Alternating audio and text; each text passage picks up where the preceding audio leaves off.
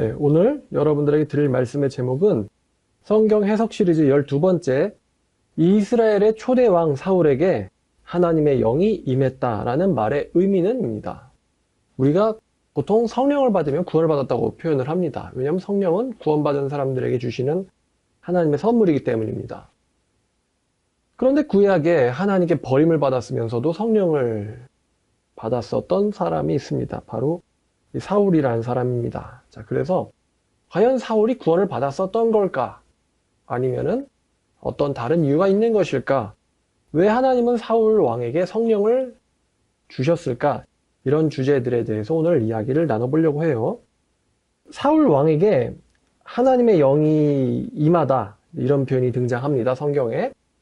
영어 성경을 확인해 보면은 그 하나님의 영은 The Spirit of God으로 번역되었습니다. 특별히 이제 Spirit에서 대문자 S가 들어갔습니다. 원래 헬라어 히브리어에는 대문자, 소문자가 없죠. 근데 영어 번역자들이 스피릿을 대문자로 기록했다는 것은 이 영어 성경을 번역한 신학자들이 이 영을 하나님의 성령으로 이해했다는 것입니다. 성령님이라는 것이죠. 사울 왕에게 하나님의 영이 임했다는 말은 성경에서 3번 등장합니다. 사무엘상 10장 10절, 11장 6절, 그리고 19장 23절이죠. 우리가 한 군데를 일단 봐보겠습니다. 사무엘상 10장 10절입니다. 자, 그들이 산에 이를 때에 선지자의 무리가 그를 영접하고 하나님의 영이 사울에게 크게 임함으로 그가 그들 중에서 예언을 하니, 여기서 하나님의 영이 사울에게 임했다라는 말이 등장하고요. 또 11장 6절에 이제 두 번째 장면이 나오는데요. 자, 사울이 이 말을 들을 때에 하나님의 영에게 크게 감동되어 그의 노가 크게 일어나라고 나와 있고요. 또 19장 23절입니다. 자, 사울이 라마 나요스로 가니라 하나님의 영이 그에게 임하시니 그가 라마 나요스에 이르기까지 걸어가며 예언을 하였으며, 3번째 등장합니다. 첫 번째 하나님의 영이 사울에게 임했다. 이 상황은 사울이 주변 사람들에게 하나님이 선택한 왕이라는 것을 확증시키기 위하여 사울에게 예언을 시키기 위한 목적으로 하나님의 영이 임하셨습니다. 사울이 하나님의 영을 받아서 예언을 하였다. 자, 두 번째인 사무엘상 11장은 이스라엘 백성들이 암몬 사람들과 전쟁을 하기 위해서 이 전쟁을 일으킬 군사를 소집하기 위해 하나님께서 사울을 담대하게 만드시기 위해서 하나님의 영이 사울에게 임하였습니다. 즉, 두 번째는 전쟁 준비를 위한 목적으로서의 하나님의 영의 임하심이었어요. 세 번째가 특이한 경우인데, 세 번째에서 하나님의 영은 이제 19장 23절이었죠. 여기서는 구원을 위해서가 아니고, 여기서는 이제 사울이 다윗을 살해하러 갈 때에 19장 23절에서 임한 하나님의 영은 사울이 다윗을 살해하러 갈 때에 사울을 오히려 방해하시기 위해서 임하셨어요. 살해 행동을 하지 못하게 하려고 사울에게 강제로 예언을 하게 하시려고 하나님의 영이 임하셨어요. 특히 마지막 사건은 하나님의 영이 구원을 시키기 위해서 임하는 것이 아니라 어떤 특수한 목적을 이루기 위해서 임시적으로 임하시기도 한다라는 것을 분명히 드러내는 사건입니다. 살해하러 가는 사람에게, 죄를 저지르러 가는 사람에게 하나님의 영이 임해서 그 죄를 저지르지 못하게 무아지경으로 만드는 그런 목적으로서 하나님의 영이 임하셨던 것이죠. 자, 이 처음과 두 번째, 이 하나님의 영이 사울에게 예언을 하게 하려고, 또 사울을 전쟁에서 담대하게 만들게 하려고 임하셨던 하나님의 영이 사울이 나중에 거역하는 자가 되고 또 살인자로 돌변하면서 이 하나님의 영은 떠나십니다. 자, 그럼 우리가 왜 하나님께서 사울 왕을 세우셨을까? 하나님이 사울 왕을 버리실 거라면 왜 하나님이 사울 왕을 세우셨을까라는 질문을 해야 돼요. 그럼 먼저 하나님께서 사울이 저렇게 배신하고 살인자가 될 것을 모르셨는가? 이 질문을 해야 되겠습니다. 만약에 사울이 구원을 받은 사람이라면 이스라엘의 왕권은 사울을 통해서 이어져 나가야 합니다.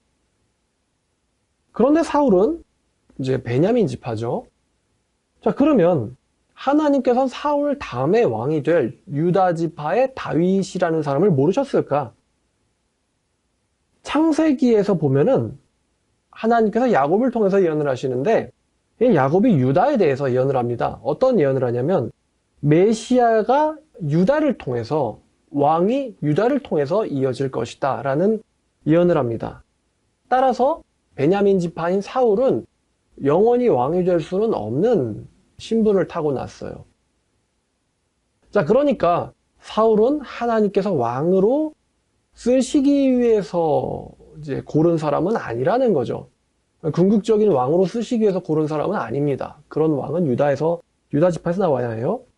자, 그러면 배신하고 살인자가 되는 이런 부족한 자 사울에게 임시적으로 왕권을 수행하게 하기 위해서 또 임시적으로 사울 왕을 도우셨던 분이 바로 이 성령님이었어요. 그런데 사울 자신도 하나님의 명령에 불순종하면서 성령님께서 떠나시게 되는 이 원인을 제공을 합니다. 자, 다른 한편 우리가 신약 이야기로 넘어와서요. 우리의 이 주제가 바로 사울 왕이 구원받았는 사람이었는가라예요. 구원받은 사람이었는가. 예수님께서 니고데모에게 이렇게 말씀하셨습니다. 요한복음 3장인데요. 자, 요한복음 3장 1절부터 10절까지의 내용은 이 니고데모라는 바리새인이 예수님에게 물으러 오는 장면에 대한 내용입니다. 이 사도 요한은 니고데모에 대해서 설명을 하는데 그 사람은 바리새인이며 유대인의 지도자라고 합니다. 여러분들이 바리새인은 나쁜 사람 이렇게 생각하실 수도 있는데요. 바리새인은 이 당시에 엄격한 성경 해석과 실천을 목표로 하는 백성들에게 어떻게 보면 본이 되는 선생 집단이었습니다. 무조건 나쁘게만 볼 수는 없어요. 이 바리새인들은 이스라엘의 이 성경 교육이라는 사명을 가진 집단이었는데 이 바리새인 사람 중에 니고데모라는 사람이 예수님께 찾아왔는데 유대인의 지도자라고 말을 하죠. 자, 이 니고데모가 예수님에게 하나님께로부터 오신 선생이라고 이야기하자 예수님께서는 니고데모에게 3절과 5절이죠. 사람이 거듭나지 아니하면 하나님의 나라를 볼 수 없느니라 라고 말씀하셨습니다. 그래도 니고데모가 이 말을 이해하지 못하고 4절 니고데모가 이르되 사람이 늙어서 어떻게 날 수 있습니까? 두 번째 모태에 들어갔다가 날 수 있겠사옵나이까? 라고 되묻습니다. 그러자 예수님께서 한 번 더 말씀하세요. 내가 진실로 너에게 이르는데 사람이 물과 성령으로 나지 아니하면 하나님 나라에 들어갈 수 없느니라 라고 이 거듭나야 된다라는 말씀을 두 번 해주십니다. 자, 이 말씀에서 성령으로 태어나다라는 말을 하시니까 9절에 니고데모가 이 말을 이해를 못하고 또다시 되묻습니다. 어찌 그러한 일이 있을 수 있습니까? 이렇게 물어봅니다. 예수님에게. 그랬을 때의 예수님의 반응이 이거였습니다. 3장 10절인데요. 예수께서 니고데모 그에게 대답하여 이르시되 너는 이스라엘의 선생으로서 이러한 것들을 알지 못하느냐라고 예수님께서 오히려 되물으십니다. 그럼 이 말은 무엇일까요?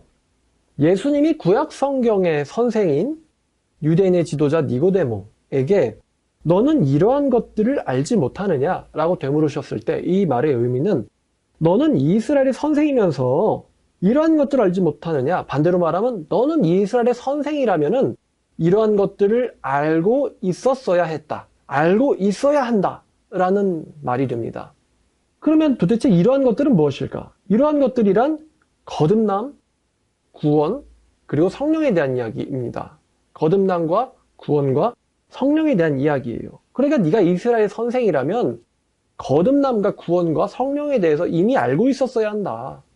자, 그러면 구약 성경에 이미 거듭남과 또 구원과 성령에 대해서 나타나 있었다는 것이거든요. 나타나 있었기 때문에 예수님께서 네가 구약의 선생이라면 이런 것들을 알고 있었어야 한다라고 말씀하셨던 거겠죠. 우리는 구약에서 이 회개에 대등하게 사용되는 단어가 있다는 것을 알고 있습니다. 이게 뭐냐면요, 이 돌이킴이라는 단어예요. 돌이킴. 여러분, 우리가 회개라는 말, 이거 이제 돌이키다라는 뜻이죠. 근데 구약에도 이 신약의 회개와 동일한 의미의 돌이킴이라는 단어가 이미 구약에서부터 사용되고 있었어요. 가장 처음의 성경 저자인 모세가 신명기 30장에서도 이야기했습니다. 자, 신명기 30장 2절 말씀을 볼게요. 거듭난 사람들은 이 말씀을 자기에게 일어난 일과 굉장히 비슷하게 봅니다. 너와 네 자손이 네 하나님 여호와께로 돌아와 내가 오늘 네게 명령을 온전히 따라 마음을 다하고 뜻을 다하여 여호와의 말씀을 청종하고자 하면, 이런 말씀이죠. 돌아와, 여기서 돌아온다는 것은 물리적인 거리가 하나님께로 돌아왔다는 말이 아닙니다. 마음이 하나님께로부터 떠났다가 하나님께로 돌아온다라는 의미죠. 자, 그리고 또 솔로몬 왕도 이 거듭남에 대해서, 회심에 대해서, 자, 열왕기상 8장입니다. 예언을 하고 있다는 거예요. 했다는 거예요. 자, 8장 33절입니다. 자, 만일 주의 백성 이스라엘이 주님께 범죄하여 적국에게 패하게 되므로 주께로 돌아와서, 여기서 또 돌이키다라는 표현이 들어있죠. 주께로 돌아와서 주의 이름을 인정하고 이 성전에서 주께 기도하며 간구하거든 이라고 솔로몬은 이야기하고 있거든요. 여기서 혹시 돌이키다, 돌아와서라는 말은 물리적인 거리를 하나님께로 가까이 하다라는 말이 아닙니다. 하나님께로부터 떠났던 마음을 하나님께로 돌리다라는 뜻이죠. 즉 마음의 회심을 가리키는 것입니다. 자, 이렇듯 구약 성경에 이미 이 회심, 회개 혹은 돌이키다, 거듭나다라는 표현들이 성경에 들어 있습니다. 특별히 예수님께서 물과 성령으로 태어나지 아니하면 이라는 말은 구약 성경에 에스겔 36장을 인용하신 겁니다. 에스겔 36장과 11장을 인용하신 건데, 자, 에스겔 36장 24절에 내가 너희를 여러 민족 가운데서 모아서 데리고 고국 땅에 들어가서 맑은 물을 너희에게 뿌려서 너희로 정결하게 하며 너희의 모든 더러운 것에서 우상 숭배해서 너희를 정결하게 할 것이며 또 새 영을 너희 속에 두고 새 마음을 너희에게 주되, 또 27절에 내 영을 너희 속에 두어 성령으로 나지 아니하면, 여기서 나다라는 것은 새롭게 태어나다, 새로운 시작이 시작되다라는 뜻이겠죠? 이것을 예수님께서는 거듭남이라고 표현하셨어요. 즉 성령과 물로 너희가 새로운 삶을 시작하지 않는다면, 새롭게 되지 않는다면 너희는 하나님의 나라에 들어갈 수 없다. 다시 말하면 거듭나지 아니하면 하나님 나라에 될 수 없다.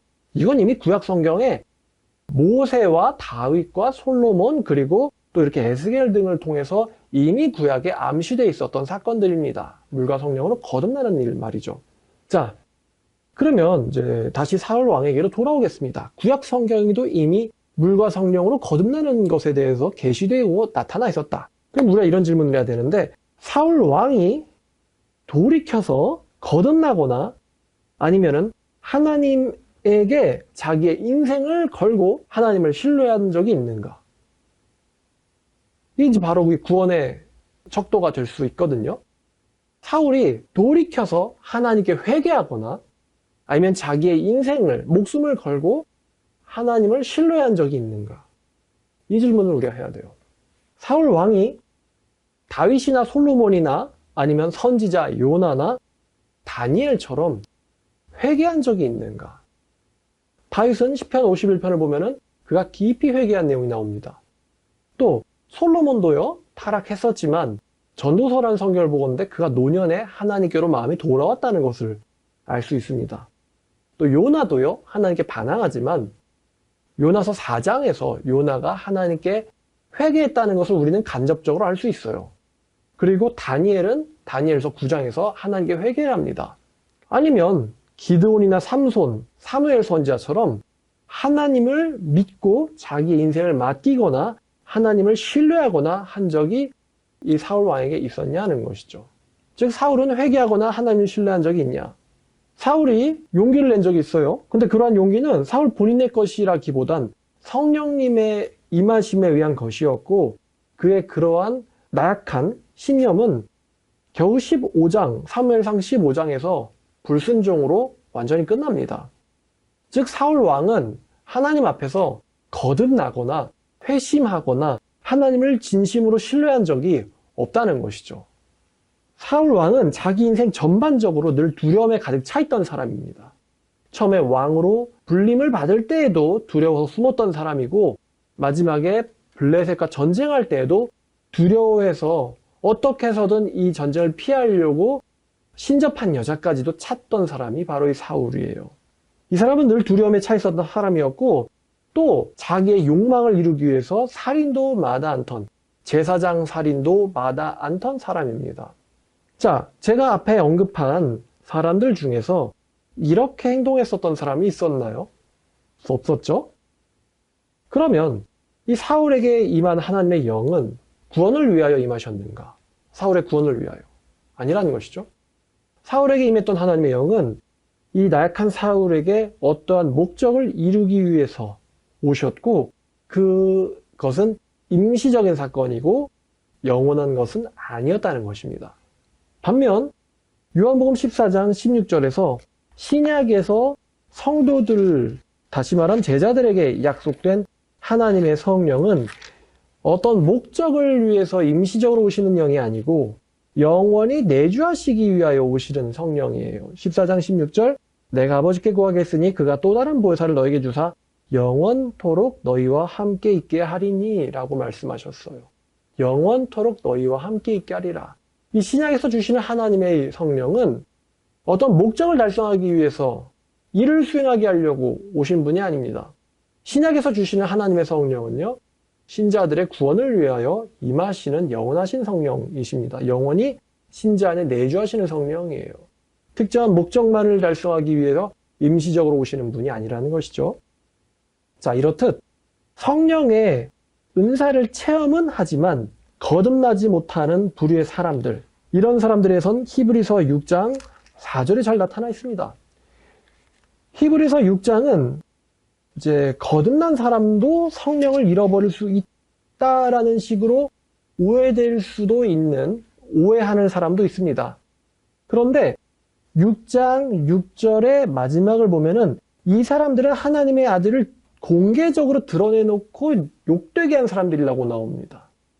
공개적으로 하나님의 아들을 드러내놓고 욕되게 한 사람들이 거듭났거나 아니면 자기의 목숨을 걸고 하나님을 신뢰한 적이 있는 사람들인가? 우린 이런 질문을 해야 되거든요.